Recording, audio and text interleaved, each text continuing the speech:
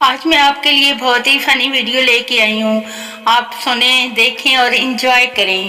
امی، تجھے بھی تیری اولاد ایسے ہی ستائے گی؟ مطلب آپ نے نانی کو اتنا ہی پریشان کیا تھا؟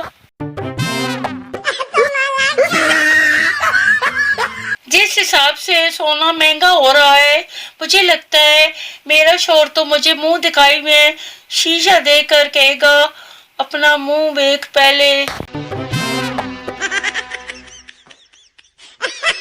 پاکستانی والدین کا بھروسہ، دو تھپڑ مارو خود ٹھیک ہو جائے گا.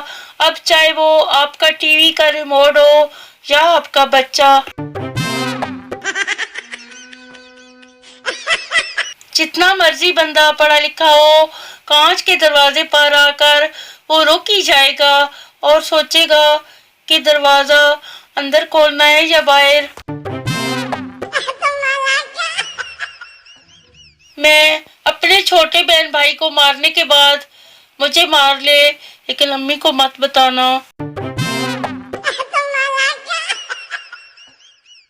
صبح کو نیند آتی ہے، دوپہر کو آتی ہے، جہاں تک کہ شام کو بھی آتی ہے، بس رات کو ہی نہیں آتی. آج میں جانو بنانے لگی تھی، لیکن آنچ تیز ہو گئی، سڑ گیا بیچارہ. تحقیق کے بعد یہ بات سامنے آئی ہے کہ جن کزن کی آپس میں سب سے زیادہ لڑائی ہوتی ہے، ان کے گھر والے پکڑ کر ان کی آپس میں شادی کروا دیتے ہیں کہ لو اب خوب رج کے لڑو مرو. آج کل 7 سال کے بچے کے ہاتھ میں خود سے بڑا موبائل ہوتا ہے. جب میں 7 سال کی تھی تو پنکھے کے آگے کھڑی ہو کے آ آ آ کرتی تھی. مولوی صاحب نے پپو کو تاش کھیلنے سے منع کرتے ہوئے فرمایا، یہ ایک حرام کھیل ہے. پپو، مولوی صاحب، اس کھیل میں 4 بیگمات ہوتی ہیں اور آپ انہیں پھینٹ بھی سکتے ہیں. مولوی صاحب، میرے بھی پتے بانٹو. شادی کے بعد بھی تم مجھ سے اتنی محبت کرو گی نا؟ ہاں نا میری جان؟ ویسے کب ہے تمہاری شادی؟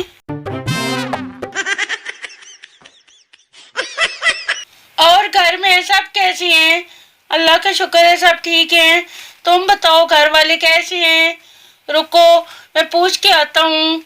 ٹھیک ہے، گھر والے کہہ رہے ہیں اپنے کام سے کام رکھو. سب کہتے ہیں کہ اور سناؤ. جب کوئی سنا دوں تو منہ بھلا لیتے ہیں.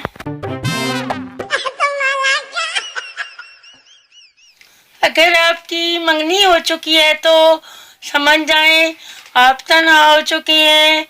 زندگی کے سارے حق اب اس کی ہیں.